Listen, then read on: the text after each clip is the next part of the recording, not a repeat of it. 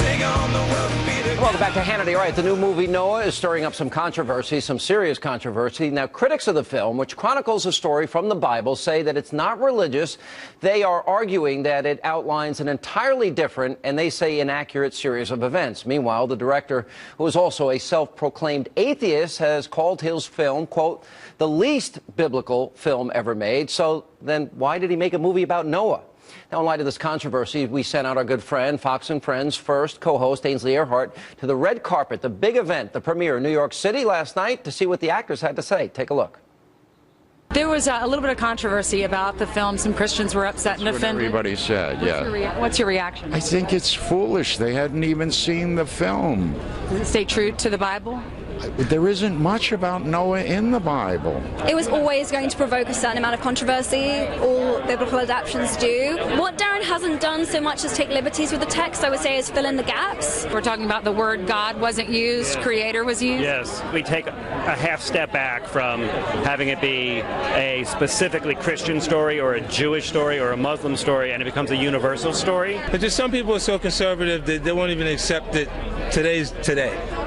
You know, there's no perfect way to do it, and in order to put it on screen, you got to pick and choose. I talked to the writers. They said that they replaced God with the word creator.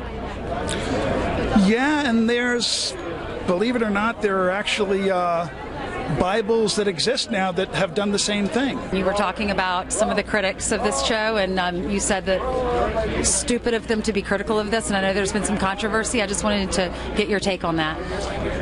Well, you know, it is kind of strange when people are willing to put their stamp and their name to a grand statement about something they haven't seen. And the unfortunate thing is you've got a whole bunch of people who have already been infected by that stupidity, you know, and they seem to somehow think that this is a bad thing.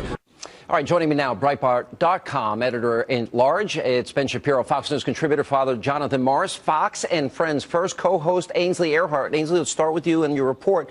Not Christian, not Jewish, it's universal. Universal. The story of Noah comes from the Judeo-Christian. Right, and that was his response when I asked him. He's one of the co-writers. I asked him why creator versus God. God is not used at all in the entire film. And he said that was his response. I wanted to make this universal, and the creator could be universal. It can be Muslim, it can be Jewish, it can be Christian. But I read the story of Noah today, and I counted the number of times God is used in the three books. Good for you. All right, Ainsley, great research. How many? All right, God is used 20 times, and Lord is used 9 times. So 29 times it's used. And so the question was that many of Christians are asking this day, or after they've heard about God not being used, is how can you write the book of Noah without God? Without using those words that were actually used in the Bible. All right. I will be honest. I have been looking forward. I want to really see this movie. The Passion of the Christ is one of the best movies. I love Russell Crowe. I can quote Gladiator. Are you not entertained? I can do it all right now. You saw the movie last night. We're really good friends. Yep. And we think a lot alike. Yeah. And you just told me something I didn't want to hear. You're not going to like it. Why? And the reason they're not going to like it is because it is a complete reversal of what the biblical narrative is in terms of sin. I mean, the whole story of Noah is about man being sinful. And the word that's used in the Hebrew is v'tishachet ha'aretz, right? That's from Genesis 6:11. It means the earth was corrupted. That typically is used to mean violence, sexual immorality. It's used to mean idolatry. In this movie, the great sin that humanity commits is degrading the environment. So the worst sins you can commit are apparently eating a hamburger, really, like not being a vegetarian. No, seriously. What? Dead serious. We are destroying the planet to build the ark to save humanity? Is that the argument? No. It's that all these city dwellers came and they created cities and they had to ruin the environment in order to create these massive cities. Overpopulation is the problem. So is the eating of animals. That's a big problem. The degradation of the environment by mining is a huge problem. So prehistoric fracking. And the idea behind all of this is to turn God into Gaia. So God is basically taking revenge. And the real kicker on this, and the part that's really disturbing, and spoiler alert here, but the part that's the kicker is that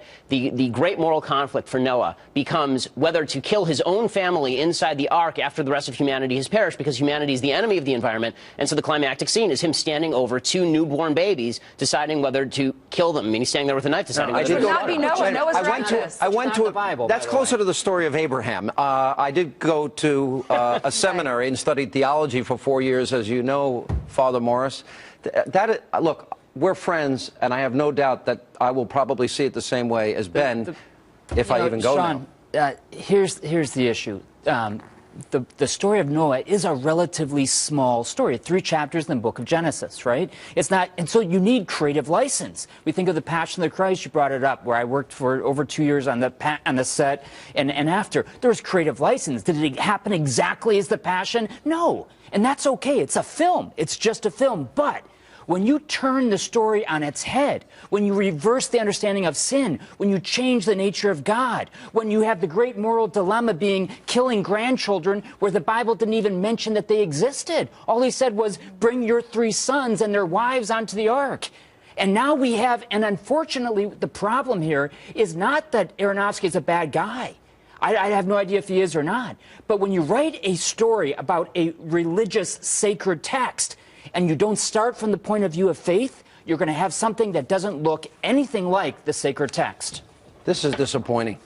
Stephen Baldwin's a good friend of yours. I saw him last night on the red carpet. He was in that piece, and he said, by the way, to tell you hello, but he is a very strong Christian, and he said that this is at least opening up the conversation, at least that kids can go and see the movie, get in the car with their parents afterwards. It's ridiculous. I mean, but he hadn't seen it at this point. Right, he was walking the red carpet. You hear all the actors there on the red carpet saying, nobody's seen it, so how can they... I've seen it, okay? So I've seen the movie. I can criticize it now. What it does is it's the equivalent of making a movie about Martin Luther King in which Martin Luther King is an advocate for racial inequality.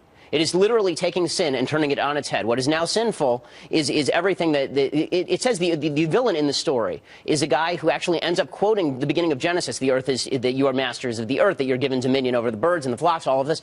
The villain says that because you're not supposed to have mastery over all of these things. I mean, it's a deliberately misogynist Bible. The hopeful part of all of this is that we're talking about the Bible, no doubt. And what it means is that these stories, the real story, still has great weight. 2,000 years later, we're talking about something... How do you have an atheist who says it's not about the Judeo-Christian ethic, it's to be universal, and then the way Ben describes this, that seems to me to almost be, would I be wrong in saying maybe a mockery or just turning it into a fiction? It's a pagan myth, and you know, I'm probably more cynical than Father Morris a little bit, but... I hope it's ignorance. It's willful ignorance, which it might be. That's the forgiving side of you. Well, it's to make money. It's to make money. I mean, it's to take biblical stories and to make money off of what them. Ainsley said. Look, she went to the Bible. How many times did they mention God? 20 times God and 9 times Lord. And Ari, one of the writer that you saw there with the beard, he said Bible is full of tremendous stories, great narrative, and epic tales. Absolutely, but tell the story. Okay. Guys, really good job. Ainsley. Thank you. I love Russell Crowe. Gladiator. Are you not entered? All right, I'm done. Thanks, guys. Good to see you. I probably will go see it just to see, and I'll write you first, Ben. All right, coming up next.